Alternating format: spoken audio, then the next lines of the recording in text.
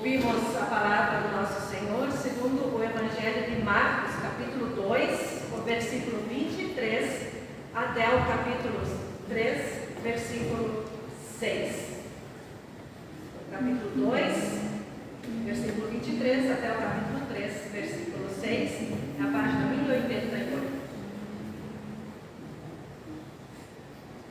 Num sábado, Jesus e os seus discípulos estavam atravessando uma plantação de trigo.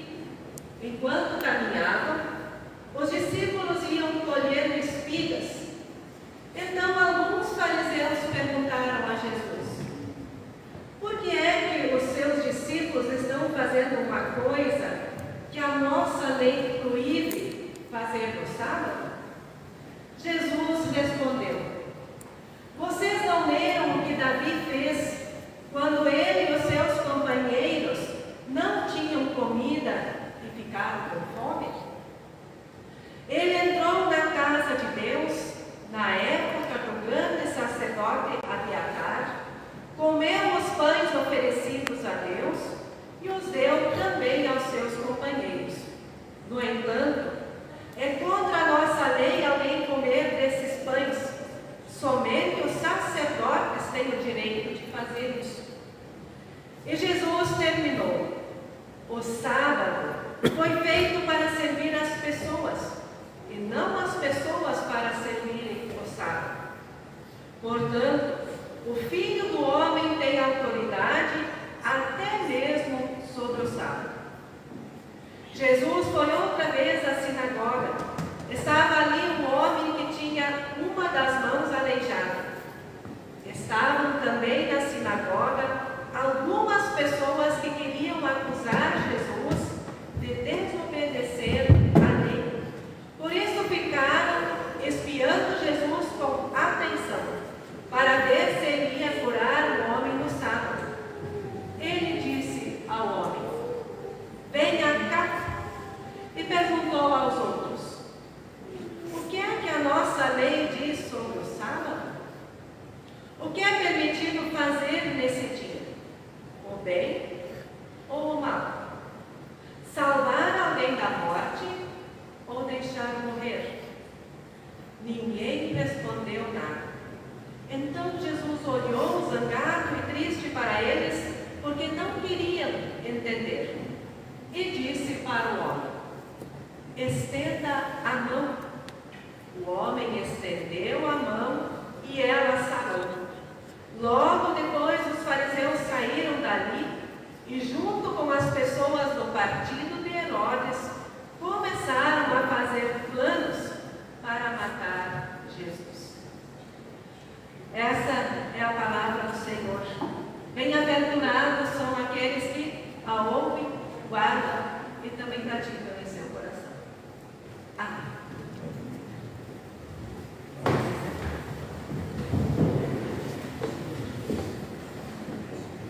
Que a graça do nosso Senhor Jesus Cristo, o amor de Deus o Pai e a comunhão com o Santo Espírito estejam com cada uma de vocês.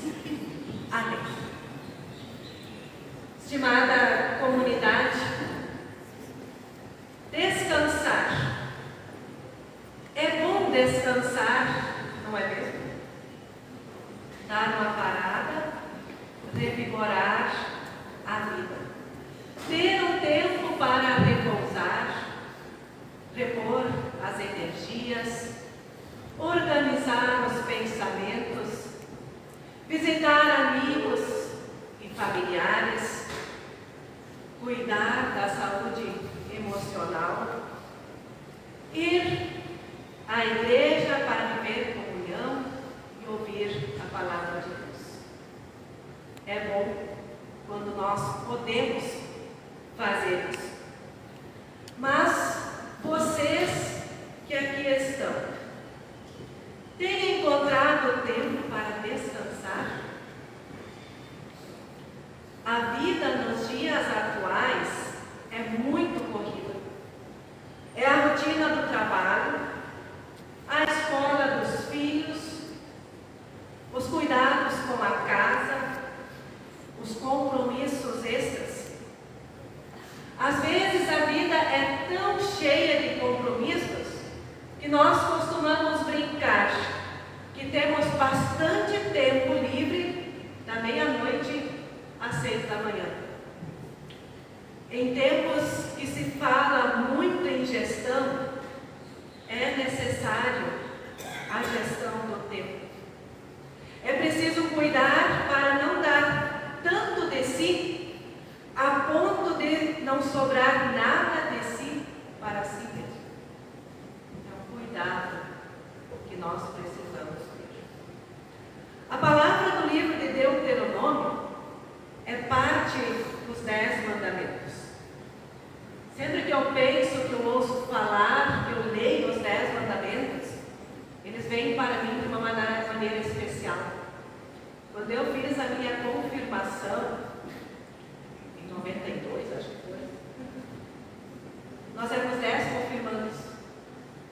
E cada confirmando era um mandamento.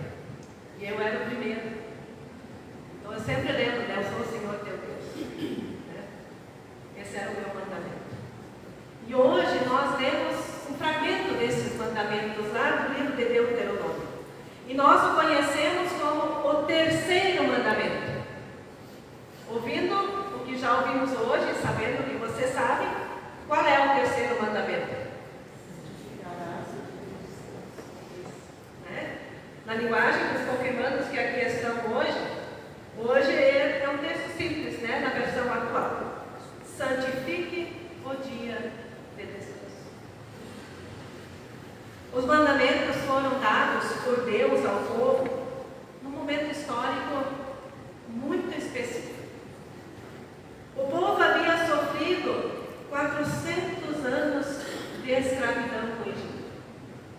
O povo havia sobrevivido a este tempo e gerações nasceram e morreram como escravos. Escravos não têm direitos, não têm bens, não têm direito de descansar. Quando o povo finalmente está livre, após fugir do Egito atravessando o Mar Vermelho, Deus lhes dá leis que garantem a sua liberdade. O direito de descansar é tão importante que está no terceiro mandamento, logo após os mandamentos que exigem fidelidade a Deus. O dia de descanso no Antigo Testamento é o sábado. A orientação de guardar o sábado tem relação direta com a criação de Deus. Em Gênesis capítulo 2, os versículos 1 a 3, está escrito: assim terminou a criação do céu e da terra, e de tudo o que neles há. No sétimo dia, Deus acabou de fazer todas as coisas e descansou de todo o trabalho que havia feito. Então abençoou o sétimo dia e o separou para um dia sagrado, pois neste dia Ele acabou de fazer todas as coisas e descansou. Para os cristãos e para a maioria dos países do Ocidente, o dia de descanso não é mais o sábado, mas sim o domingo.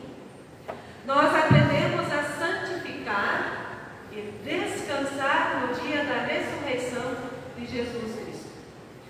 É por causa da Páscoa, da ressurreição de Jesus, que domingo é domingo, dia de descanso para a maioria das pessoas que trabalham. Mas o domingo não é simplesmente um dia de descanso, um dia de não fazer nada. O versículo 12 diz que é um dia santo, e o versículo 14 diz que é um dia dedicado a Deus. No Catecismo Menor, Lutero explica que devemos temer e amar a Deus, e por isso não desprezar a sua pregação e a sua palavra, mas devemos ter respeito por ela, ouvi-la e estudá-la com gosto. Para o reformador, a maneira de santificar o dia de descanso é se colocar como ouvinte da palavra de Deus, como um estudante da palavra de Deus. E é exatamente isso que nós propomos a fazer a cada domingo, quando nós nos reunimos aqui para celebrar o culto. Caros irmãos e irmãs, a palavra de hoje é uma bênção. Ela nos lembra que o descanso é uma dádiva de Deus.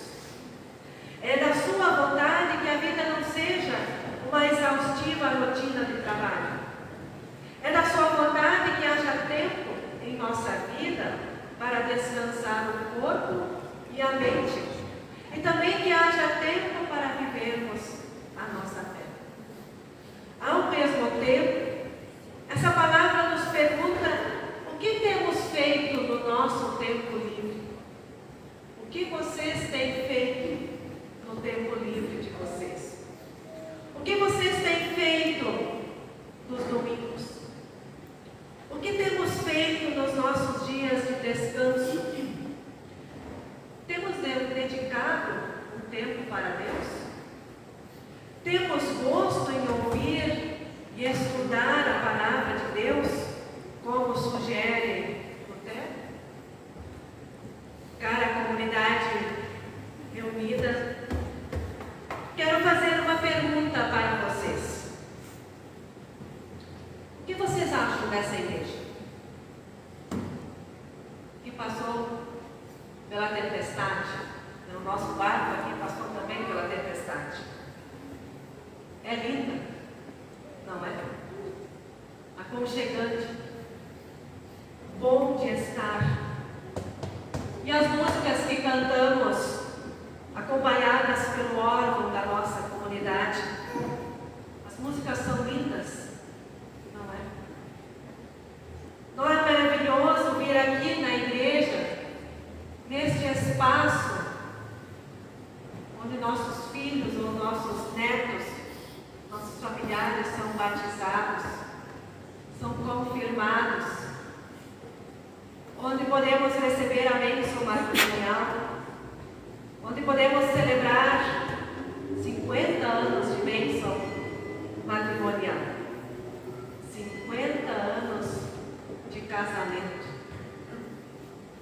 Também faz bem para a alma vir aqui e orar após perder um ente querido, pedindo que Deus se volte para nós, que Ele nos console, que Ele nos fortaleça, que Ele nos dê ânimo, assim como também vamos fazer hoje.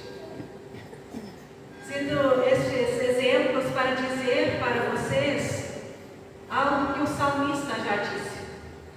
No Salmo 84 está escrito: como eu amo o teu templo, ó Senhor. Felizes são aqueles que de ti recebem forças. Escuta a minha oração.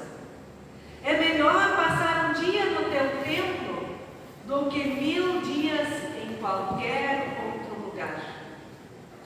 O Senhor é a nossa luz e o nosso escudo. Ó Senhor, como são felizes aqueles que confiam em ti. Irmãos e irmãs, santifiquem o dia de descanso. Façam ele santo para a vida de vocês. Façam isso aqui, em comunidade, com irmãos e com irmãs. Celebrem